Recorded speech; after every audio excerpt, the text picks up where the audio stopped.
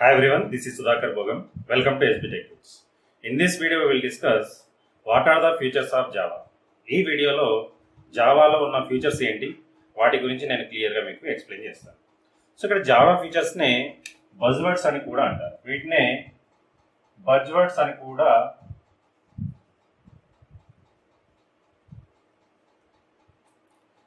మీరు ఎక్కడైనా ఇంటర్వ్యూస్కి వెళ్ళినప్పుడు జావా బజ్వర్డ్స్ ఏమున్నాయని అడుగుతూ ఉంటారు. So buzzwords means features. So మరి జావాలో ఫీచర్స్ ఏమున్నాయో చూద్దాం. ఫస్ట్ వన్ వచ్చేసి ఆబ్జెక్ట్ ఓరియంటెడ్.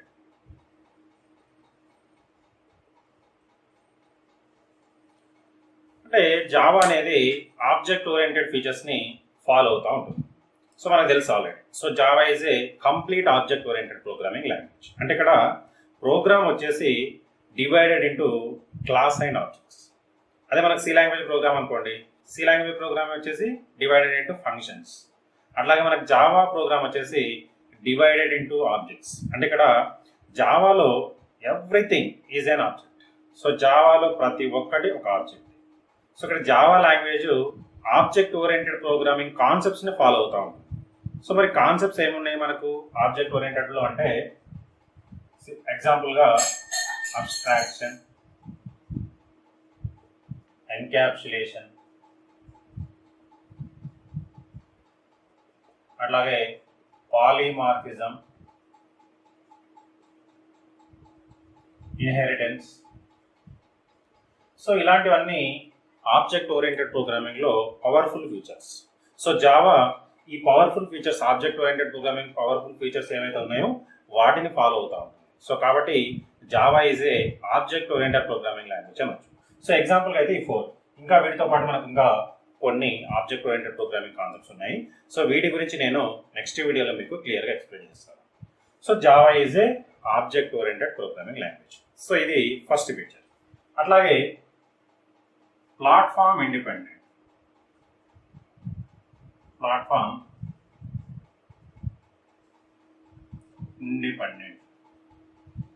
సో ఇక్కడ ప్లాట్ఫామ్ ఇండిపెండెంట్ అంటే ఏంటి అంటే ఈ జావా లాంగ్వేజ్ వచ్చేసి ఏ ప్లాట్ఫామ్లో అయినా రన్ అవుతా ఉంటుంది. ఫర్ ఎగ్జాంపుల్గా సి ప్లస్ లాంగ్వేజ్ వచ్చేసి ప్లాట్ఫామ్ డిపెండెంట్ లాంగ్వేజ్. అంటే పర్టికులర్ ఆపరేటింగ్ సిస్టమ్లో మాత్రమే వర్క్ అవుతూ ఉంటాయి. ఓకే, సో జావా లాగా so A type of environment అయినా రన్ అవుతూ ఉంటుంది. అంటే ఒక ఎన్విరాన్మెంట్లో ఒక ప్రోగ్రామ్ రాసి వేరే ఎన్విరాన్మెంట్లో ప్రోగ్రామ్ని ఎగ్జిక్యూషన్ చేయొచ్చు. అదే సి ప్లస్ అయితే ఒక దానిలో రాసి అందులోనే ఎగ్జిక్యూషన్ చేయాలి. ఫర్ ఎగ్జాంపుల్ విండోస్ అని ఉంది. ఫర్ ఎగ్జాంపుల్గా విండోస్ ఆపరేటింగ్ సిస్టమ్ ఉంది అనుకుందాం. విండోస్లో మనకు మళ్ళీ వేరియేషన్స్ చాలా ఉన్నాయి. ఫర్ ఎగ్జాంపుల్ విండోస్ 8, అలాగే ఎక్స్పీ, విండోస్ 10 ఇలా ఉన్నాయి అనుకుందాం. For example C plus program for ఎగ్జాంపుల్గా నేను విండోస్ 8లో రాశాను అనుకుందాం. దీన్ని నేను విండోస్ 10లో రన్ చేయడానికి పాసిబిలిటీ ఉండదు. అదే మనకు జావాలో అయితే విండోస్ 8లో ప్రోగ్రామ్ రాసి దాన్ని కంపైల్ చేసి ఆ కంపైల్డ్ ఫైల్ ఏదైతే ఉందో దాన్ని మనము వేరే ఎన్విరాన్మెంట్ అంటే విండోస్ 10 కానీ ఎక్స్పీ కానీ ఎక్కడైనా రన్ చేసుకోవచ్చు.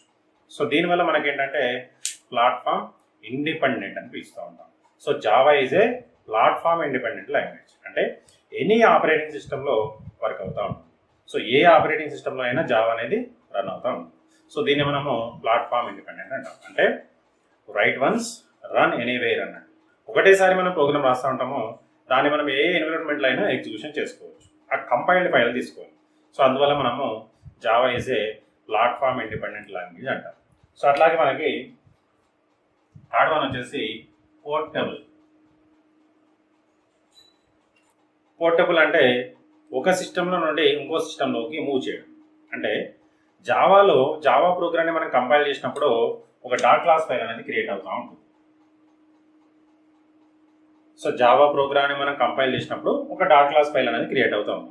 సో ఈ డాట్ క్లాస్ ఫైల్ని ఈజీగా వేరే సిస్టంలోకి మూవ్ చేసి అక్కడ మనం ఎగ్జిక్యూషన్ చేయొచ్చు. అంటే ఇక్కడ ప్లాట్ఫామ్ ఇండిపెండెంట్, పోర్టబిలిటీ ఈ రెండు కాన్సెప్ట్లు మనకి జావాలో ఇంప్లిమెంట్ చేసుకోవచ్చు. ఓకే, సో జావాలో పోర్టబిలిటీ ఉంటుంది, ప్లాట్ఫామ్ ఇండిపెండెంట్ లాంగ్వేజ్ కూడా.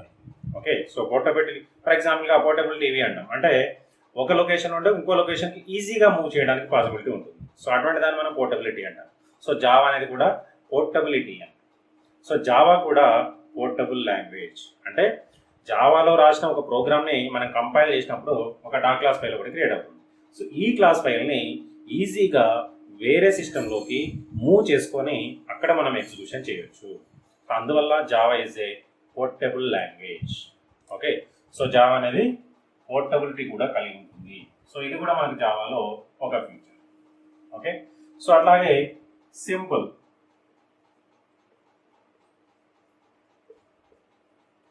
సింపుల్ అని ఎందుకంటున్నారు అంటే, సో జావా అనేది సింపుల్ లాంగ్వేజ్ అని ఎందుకంటున్నారు అంటే, Java is very easy to learn, syntax is easy, clean and easy to understand. So Java language వచ్చేసి మనకి ఈజీగా అండర్స్టాండ్ అవుతుంది. ఓకే, సో ఇందులో ఏంటంటే మనకు C++లో ఉండే సింటాక్సెస్ ఇక్కడ యూజ్ చేస్తూ ఉంటాం. మెయిన్గా ఇక్కడ C++లో ఉండే సింటాక్సెస్ అన్ని జావాలో యూజ్ చేస్తూ ఉంటాం కాబట్టి ఈజీగా అండర్స్టాండ్ అవుతుంది మనకి. సో ఇంకొకటి ఏంటంటే, జావాలో కాంప్లికేటెడ్ ఫీచర్స్ అనేటివి ఇక్కడ ఏమి ఉండవు.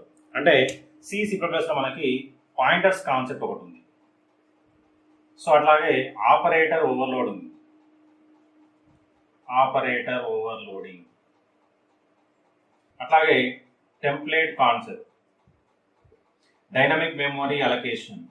సో ఇలాంటి కాంప్లికేటెడ్ ఫీచర్స్ అన్ని జావాలో రిమూవ్ చేశారు. అంటే సో జావాలో ఈజీగా డెవలప్ చేసుకోవచ్చు. ఒక టాస్క్ని మనం ఫినిష్ చేయాలంటే C++తో కొంచెం కాంప్లెక్స్గా ఉంటుంది. సో అదే మనకు జావాలో అయితే ఈజీగా తక్కువ టైంలో డెవలప్ చేసుకోవచ్చు. సో ఇలాంటి కాంప్లికేటెడ్ ఫీచర్స్ ఏవైతే ఉన్నాయో, ఆపరేటింగ్ ఓవర్లోడ్ కానీ, పాయింటర్స్ కాన్సెప్ట్ కానీ, డైనమిక్ మెమరీ అలొకేషన్ కానీ, ఈ టెంప్లేట్ కాన్సెప్ట్ కానీ, ఇలాంటి కాంప్లికేటెడ్ ఫీచర్స్ అన్ని జావాలో రిమూవ్ అయిపోయినాయి. సో దీనివల్ల ఏంటంటే మనకి జావా సింపుల్గా ఈజీగా నేర్చుకోవచ్చు. సో డైనమిక్ మెమరీ అలొకేషన్లో ఏంటంటే, ఫర్ ఎగ్జాంపుల్గా ఒక ఆబ్జెక్ట్ క్రియేట్ అవ్వగానే ఆటోమేటిక్గా దానికి మెమరీ అలొకేషన్ జరుగుతుంది. ప్రోగ్రామ్ ఎండ్ అవ్వగానే ఆటోమేటిక్గా ఆబ్జెక్ట్ మెమరీ అనేది డిస్ట్రాయ్ అయిపోతుంది. సో దానికోసం మళ్ళీ సపరేట్గా మళ్ళీ మనము డిలీట్ అవ్వడానికి మెమరీ వేరే కాన్సెప్ట్ యూజ్ చేయాల్సిన అవసరం లేదు.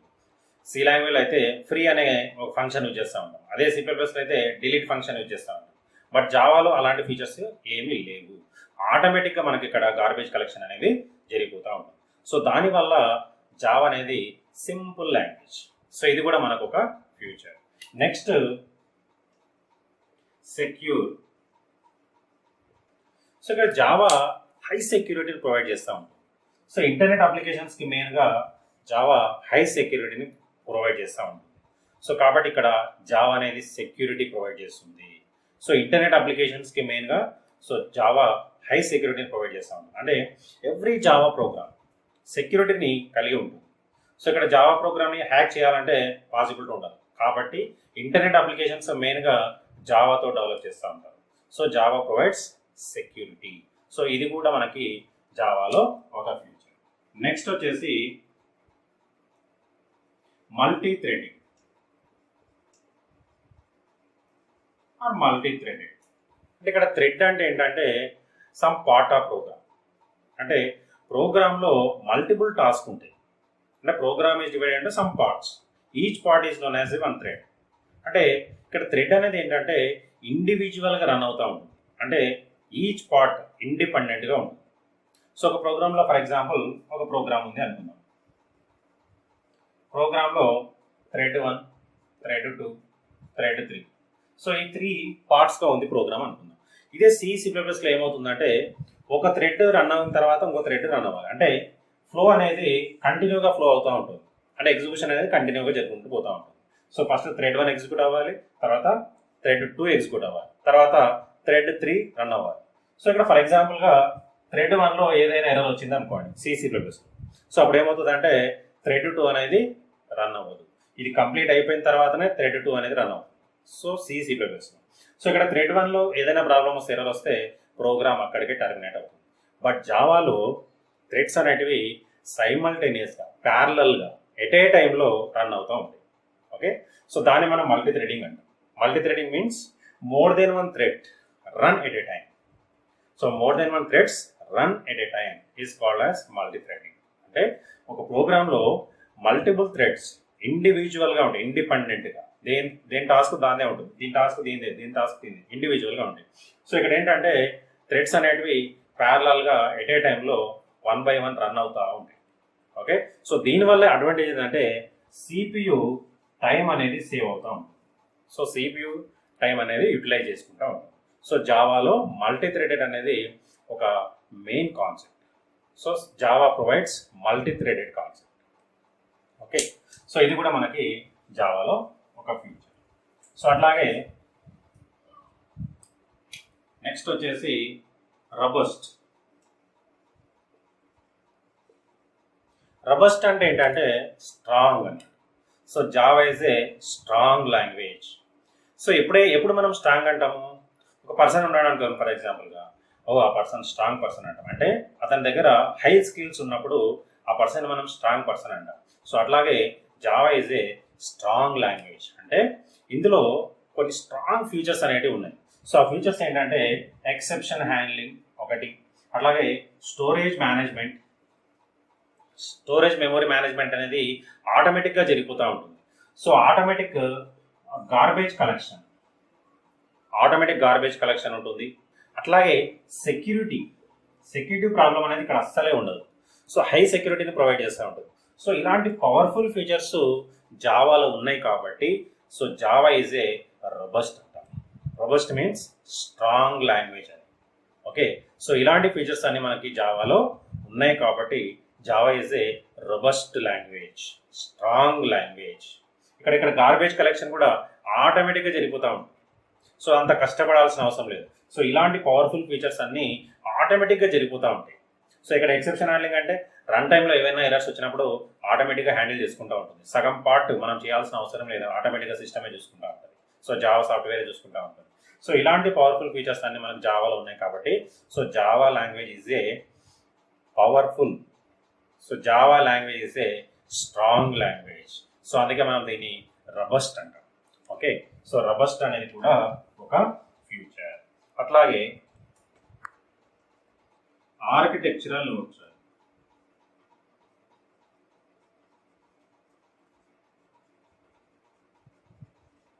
ఆర్కిటెక్చరల్ న్యూట్రల్ అంటే సో ఇక్కడ ఆర్కిటెక్చర్ న్యూట్రల్ అనేది కూడా జావాలో ఒక పవర్ఫుల్ ఫీచర్ అనొచ్చు. అంటే ఒకటే ఆర్కిటెక్చర్ని ఫాలో అవుతాం. ఫర్ ఎగ్జాంపుల్గా సో జావాలో ఉన్న ఫీచర్స్ని ఇంప్లిమెంట్ చేయాలంటే దేని మీద డిపెండ్ అవ్వదు, అది ఇండివిజువల్గా సపరేట్గా సాల్వ్ చేస్తూ ఉంటుంది. ఫర్ ఎగ్జాంపుల్గా సి లాంగ్వేజ్ తీసుకుందాం. సో సి లాంగ్వేజ్లో మనకి ప్రిమిటివ్ డేటా టైప్స్ ఉన్నాయి. సో అందులో ఒక ఇంటిజర్ అనుకుందాం. ఇంటిజర్ వచ్చేసి మనకి ఎంత మెమరీ ఆక్యుపై చేస్తుంది అంటే based on compiler. So based on architecture. For example 16-bit compiler అయితే మనకి 2 bytes ఆఫ్ మెమరీ ఆక్యుపై చేస్తుంది ఇంటిజర్కి. సో అదే మనకి 32-bit కంపైలర్ అయితే 4 bytes ఆక్యుపై చేస్తుంది మనకు సి లాంగ్వేజ్. ఓకే, అంటే ఇక్కడ పర్టికులర్ ఆర్కిటెక్చర్ అనేది ఏం లేదు. 16-bit అయితేనేమో 2 bytes ఆక్యుపై చేస్తుంది, 32-bit కంపైలర్ అయితే 4 bytes ఆక్యుపై చేస్తుంది. But what about Java? But జావాలో 16-bit అయినా ఆర్ 32-bit అయినా so a bit of compiler అయినా ఇక్కడ 4 bytes మాత్రమే ఆక్యుపై చేస్తుంది. ఫిక్స్డ్ అన్నట్టు ఆర్కిటెక్చర్ అనేది ఇక్కడ ఫిక్స్ ఉంది. సో కాబట్టి సో ఇక్కడ జావా అనేది ఆర్కిటెక్చరల్. సో ఈ ఫీచర్ని కూడా పవర్ఫుల్ ఫీచర్ని డిపెండ్ చేసుకొని ఉంటుంది. ఓకే, సో ఆర్కిటెక్చర్ అంటే ఫిక్స్డ్ అన్నట్టు, ఫిక్స్డ్ ఆర్కిటెక్చర్. సో ఏ దాని మీద డిపెండ్ అయ్యేది ఉండదు. సో ఇది కూడా మనకి జావాలో ఒక పవర్ఫుల్ ఫీచర్. అట్లాగే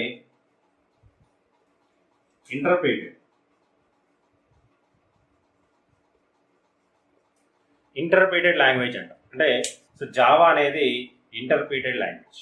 ఎందుకు ఇంటర్ప్రిటెడ్ లాంగ్వేజ్ అనాలి జావాని అంటే సో ఇక్కడ సి లాంగ్వేజ్లో కానీ C++లో కానీ డైరెక్ట్గా ప్రోగ్రామ్ని కంపైల్ చేయగానే మెషిన్ లాంగ్వేజ్లోకి కన్వర్ట్ చేస్తూ ఉంటుంది.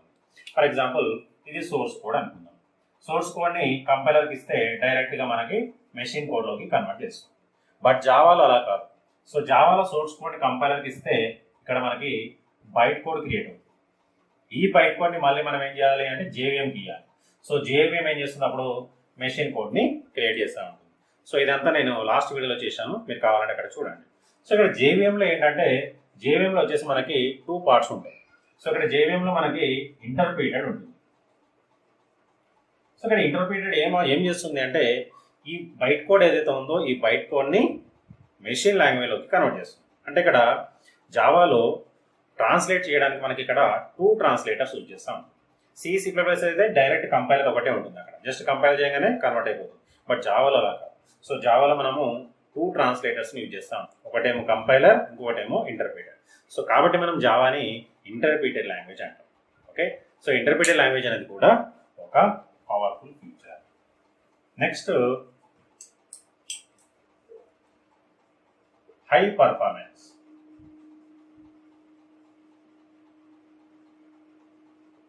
సో జావాని హై పర్ఫార్మెన్స్ లాంగ్వేజ్ అని ఎందుకంటామంటే, సో ఇక్కడ జావా వచ్చేసి మనకి ఇంటర్ప్రిటెడ్ ప్రోగ్రామింగ్ లాంగ్వేజ్ ఇందాక చెప్పుకున్నాం.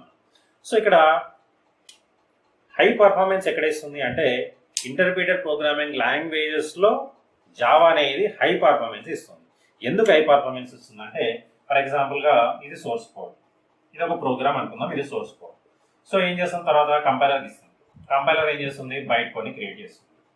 సో బైట్ కోడ్ని తీసుకుపోయి ఏం చేస్తాము, జేవీఎంకి ఇస్తాం. సో జేవీఎంలో ఏముంటుంది, మనకి 2 పార్ట్స్గా ఉంటుంది అని చెప్పాను ఇందాక. సో ఇంటర్ప్రిటర్ ఒకటి ఉంటుంది. సో అట్లాగే ఇక్కడ జేఐటి కంపైలర్ అనేది ఒకటి ఉంటుంది, జస్ట్ ఇన్ టైం కంపైలర్ అని. సో జేఐటి కంపైలర్ ఉంటుంది, ఇంటర్ప్రిటర్ ఉంటుంది. సో మనకి ఇంటర్ప్రిటెడ్ లాంగ్వేజెస్ ఏవి తీసుకున్నా ఇలాంటి ప్రొసీజరే ఉంటుంది. అక్కడ ఇంటర్ప్రిటర్ ఒకటి, జేఐటి కంపైలర్ ఒకటి ఉంటుంది. సో అందులో మనకి హై పర్ఫార్మెన్స్ మనకు జావా అనేది ఇస్తుంది. సో ఎందుకు జావా హై పర్ఫార్మెన్స్ ఇస్తుంది అంటే, ఇంటర్ప్రిటర్ ఏం చేస్తుంది అంటే ఈ బైట్ కోడ్ని లైన్ బై లైన్ కంపైల్ చేస్తూ ఉంటుంది, అంటే లైన్ బై లైన్ కన్వర్ట్ చేస్తూ ఉంటుంది. So line by line convert చేయడానికి మనకి ఇక్కడ చాలా టైం తీసుకుంటుంది. సో దానికోసం మనకి ఆ టైంని ఇంప్రూవ్ చేయడానికి మనకి ఇక్కడ just in time compiler. So ఈ జస్ట్ ఇన్ టైం కంపైలర్ ఏం చేస్తుంది అంటే స్పీడప్ చేస్తుంది. సో ఇక్కడ కన్వర్షన్ ఏదైతే ఉందో దాన్ని ఇంటర్ప్రిటర్కి బూస్టింగ్ ఇస్తూ ఉంటుంది. సో ఈ రెండు మనకు ప్యారలల్గా ఇక్కడ రన్ అవుతూ ఉంటాయి. సో ఇలా రెండు ప్యారలల్గా రన్ అవ్వడం వల్ల ఫాస్ట్గా కన్వర్షన్ అనేది జరుగుతూ ఉంటుంది జావా. సో దానికోసం మనకి ఇక్కడ జావా హై పర్ఫార్మెన్స్ ఇస్తుంది. ఓకే, సో బట్ C++తో కంపేర్ చేస్తే జావా పర్ఫార్మెన్స్ అనేది కొంచెం లో ఉంటుంది. సో C++ అయితే మనకు ఫాస్టర్ కంపారిజన్ ఉంటుంది, ఫాస్టర్ పర్ఫార్మెన్స్ ఉంటుంది. ఎందుకంటే మనకి ఇక్కడ ఇంటర్ప్రిటర్ అలాంటిది అవసరం లేదు. C++లో ఓన్లీ కంపైలర్ ఒకటే ఉంటుంది, కంపైల్ చేయగానే డైరెక్ట్గా మెషిన్ లాంగ్వేజ్లో కన్వర్ట్ అవుతుంది. బట్ జావాలో కంపైలర్కి ఇస్తే బైట్ కోడ్లోకి వస్తుంది, బైట్ కోడ్ని తీసుకొని మళ్ళీ జీవీఎంకి ఇస్తే అప్పుడు మెషిన్ లాంగ్వేజ్లోకి వస్తుంది. సో ఇక్కడ ఈ కన్వర్షన్ అనేది కొంచెం టైం తీసుకుంటుంది. సో అందులో మళ్ళీ మనకు హై పర్ఫార్మెన్స్ అంటే జావా ఇస్తుంది. ఓకే, సో ఇది మనకి high performance. Next distributed.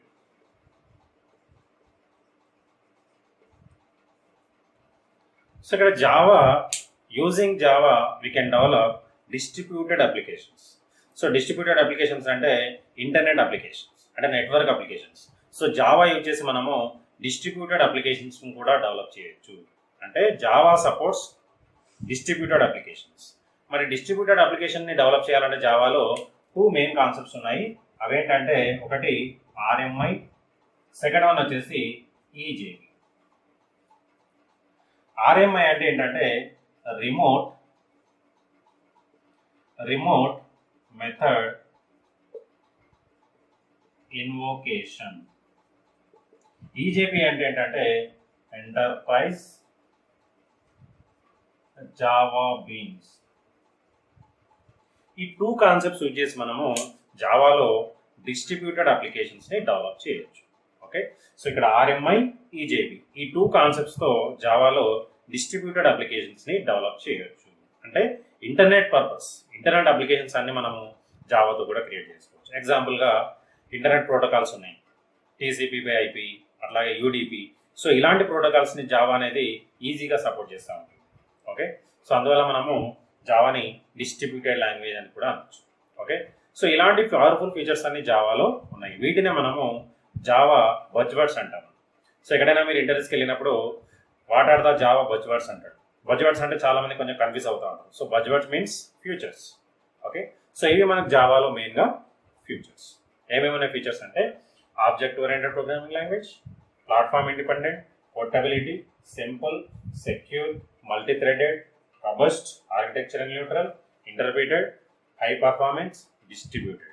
So ఇన్ని మనకి జావాలో పవర్ఫుల్ ఫీచర్స్ ఉన్నాయి కాబట్టి మార్కెట్లో జావా ఎన్నో సంవత్సరాల నుంచి 1995 నుండి ప్రజెంట్గా కూడా రన్ అవుతూనే ఉంది. సో ఏ సాఫ్ట్వేర్ కంపెనీలో చూసినా టాప్ 10లో కంపల్సరీగా జావా సాఫ్ట్వేర్ అనేది ఉంటుంది. సో కొత్త కొత్త లాంగ్వేజెస్ ఎన్ని వచ్చినా జావాకున్న క్రేజ్ కానీ జావాకున్న పవర్ఫుల్ ఫీచర్స్ కానీ ఏ లాంగ్వేజ్ కంటే ఇప్పటివరకు లేవు. సో ఏ కంపెనీలోకి వెళ్ళినా జావా అనేది యూజ్ చేస్తూ ఉంటాం. ఓకే, సో సాఫ్ట్వేర్కి వెళ్ళాలి అనుకునే వాళ్ళు మెయిన్గా జావా నేర్చుకొని ఈజీగా జాబ్ అనేది తెచ్చుకుంటూ ఉంటాం. సో ఏ కంపెనీలోకి వెళ్ళినా జావా మీద 100% ప్రాజెక్ట్స్ అయితే కంపల్సరీగా ఉంటాయి. సో ఒక ఎంటర్ప్రైజ్ అప్లికేషన్స్ కానీ, వెబ్ అప్లికేషన్స్ కానీ, జియోఐ అప్లికేషన్స్ కానీ, ఇలా ఒక అప్లికేషన్ ఏంటి జావాతో నెంబర్ ఆఫ్ అప్లికేషన్స్ డిజైన్ చేసుకోవచ్చు. సో జావా అనేది పవర్ఫుల్ లాంగ్వేజ్. ఓకే, సో ఇవి మనకి జావాలో ఫీచర్స్. సో నెక్స్ట్ వీడియోలో జావా ఫీచర్స్ గురించి చూద్దాం. ఓకే, సో ఈ వీడియోలో మీకు ఏమైనా డౌట్స్ ఉంటే కామెంట్ సెక్షన్లో కామెంట్ చేయండి, నేను దానికి రిప్లై ఇస్తాను. అట్లాగే ఈ వీడియోని మీ ఫ్రెండ్స్ కూడా షేర్ చేయండి, వాళ్ళకు కూడా యూస్ఫుల్ అవుతుంది. అట్లాగే తప్పకుండా నా ఛానల్ని సబ్స్క్రైబ్ చేసుకోండి. So thanks for watching. Like, share, subscribe my channel.